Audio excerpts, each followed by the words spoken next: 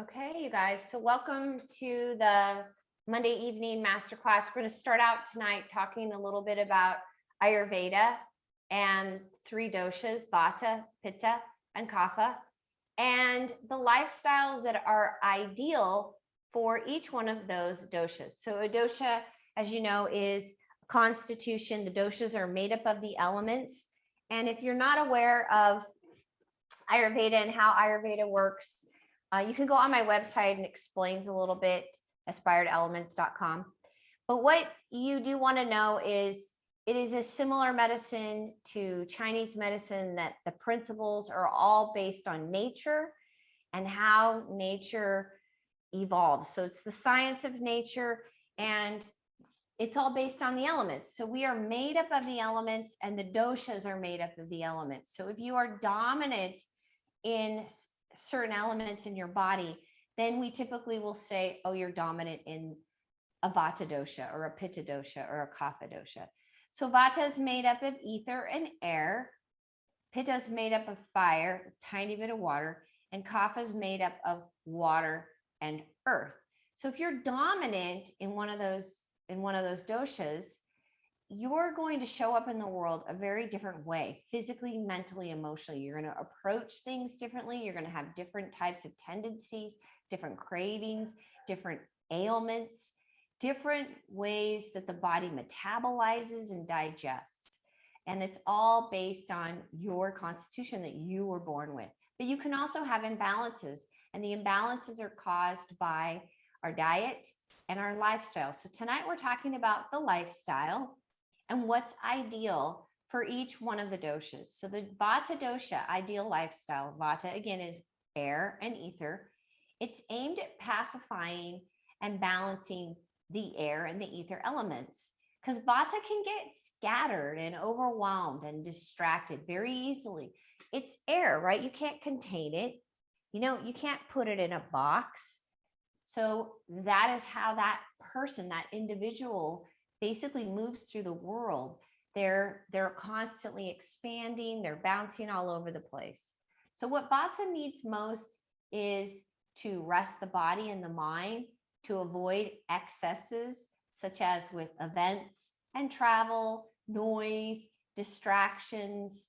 Also, having a routine is really important for Vata because it creates security and stability in the lifestyle.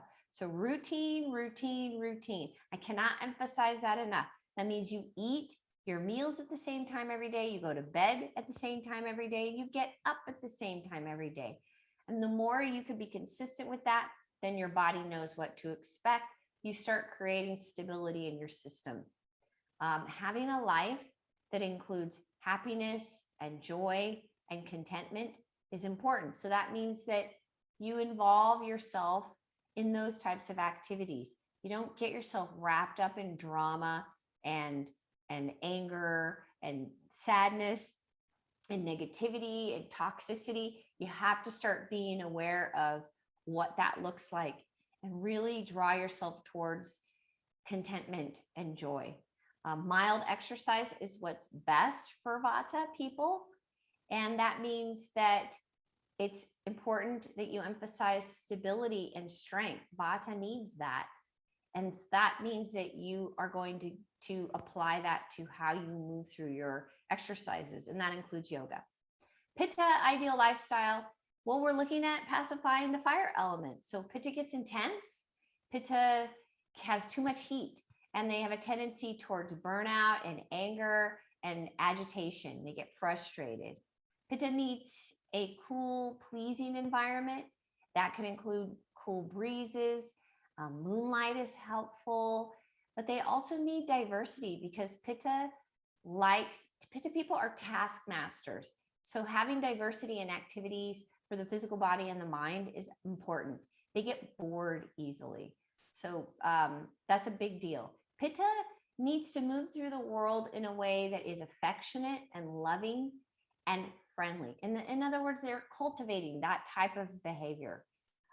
Being near water is very helpful, and gardens, and also avoiding conflicts, arguments, aggression, ambition, strain, overworking, and over efforting. Because once Pitta gets involved in that, they tend to just go for it because they have intensity. Moderate exercise is best, and they have to be careful with not overdoing it, like getting too intense.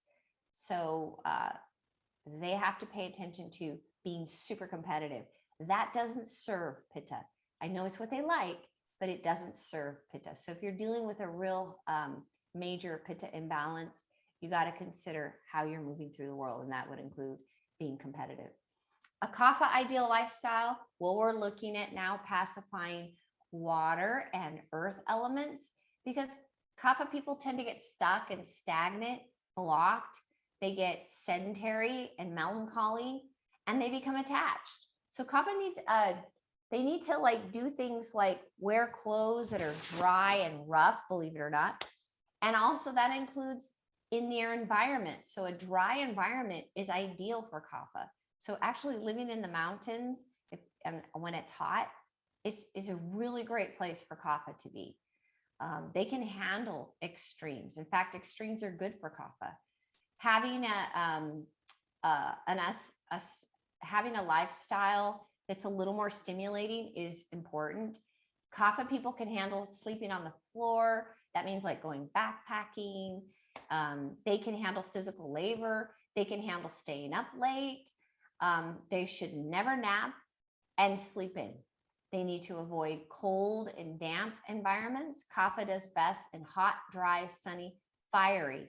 And warm breezes are good because it stimulates. So sometimes you will hear an Ayurvedic practitioner or doctor tell a Kapha person that wind baths are helpful for them. So if they're super stagnant, getting out in the wind can help them because it creates movement.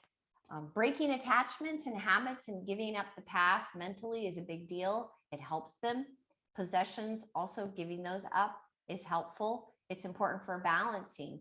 Strong exercise is good for Kapha, and they can go even past fatigue.